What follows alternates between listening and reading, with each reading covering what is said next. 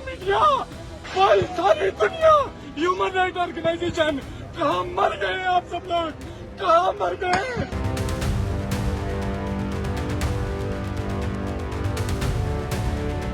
मुझे यकीन नहीं आ रहा कि ये पाकिस्तानी फोर्सेस है। मैं तो समझता हूँ कि हिंदुस्तान की फौज हमलावर है हम पे, तो इन्हें शर्म आनी चाहिए पाकिस्तानी हुक्मरानों को और पाकिस्तानी जनरलों को। ये हम कश्मीरियों पे, लहते लोगों पे गोलियां चला रहे हैं। क्या सूरत आली बहुत बुरी है, सबको मारे जा रहे लगातार।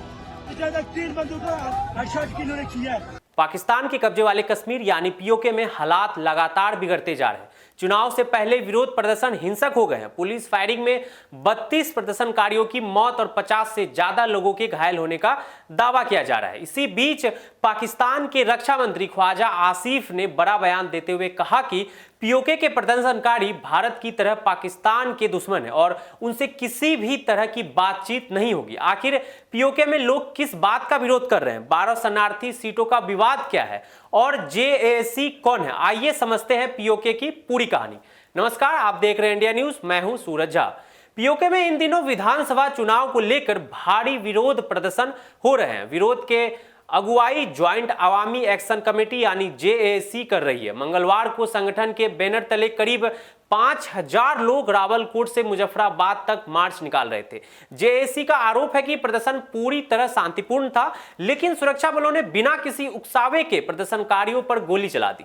रिपोर्ट के मुताबिक पिछले 2 दिनों में हुई हिंसा में 32 लोगों की मौत हुई है और 50 से ज्यादा लोग घायल बताए जा रहे हैं। हालांकि पाकिस्तान सरकार ने इन आरोपों को खारिज किया है। सरकार का कहना है कि प्रदर्शनकारी आधुनिक हथियारों से लैस थे और उन्होंने पहले सुरक्षा बलों पर हमला किया। इसके बाद सुरक्षा बलों ने जवाबी कार्रवाई की। यानी दोनों पक्ष अलग अलग दावे कर रहे हैं और इन दावों की स्वतंत्र पुष्टि अभी नहीं हुई है। इस पूरे मामले के बीच पाकिस्तान के रक्षा मंत्री ख्वाजा आसिफ का बयान सबसे ज्यादा चर्चा में। एक टीवी इंटरव्यू में उन्होंने कहा कि पीओके में सरकार विरोध प्रदर्शन कर रहे हैं, लोग भारत की तरह पाकिस्तान के दुश्मन हैं। उन्होंने साफ कहा कि ऐसे लोगों से कोई बातचीत नहीं की जाएगी। इस बयान के बाद पाकिस्तान के भीतर भी राजनीति का बहस तेज हो गई है। अब सवाल है कि आखिर लोग विरोध क्यों कर रहे हैं? असल विवाद पीओके के विधानसभा की 12 शरणार्थी सीटों को लेकर है। पीओके के विधानसभा में कुल 53 सीटें हैं। इनमें 45 सीटों पर सीधे चुनाव होते हैं, जबकि 12 सीटें उन कश्मीरी शरणार्थियों के लिए आरक्षित है जो 1947 और उसके बाद जम्मू कश्मीर से पाकिस्तान चले गए थे।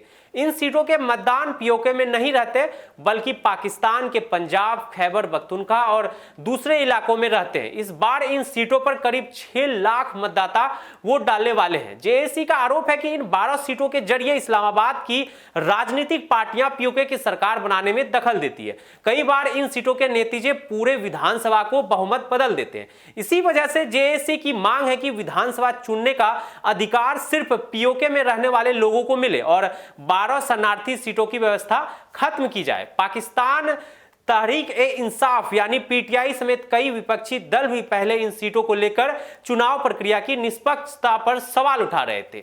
जेएसी आखिर है कौन? ज्वाइंट अवामी एक्शन कमेटी यानी जेएसी पीओके के कई राजनीतिक दलों, ट्रेड यूनियनों और सामाजिक संगठनों का एक गठबंधन है। यह संगठन पिछले कई वर्षों से स्थानीय अधिकारों, प्रशासनिक फैसलों, महंगाई, बिजली बिल और टैक्स जैसे मुद्दों पर आंदोलन करता है। साल 2024 में भी जेएसी ने महंगाई और बिजली बिल के खिलाफ बड़ा आंदोलन चलाया था। हिंसा के बाद पाकिस्तान सरकार ने पूरे पीओके में सुरक्षा बढ़ा दी है।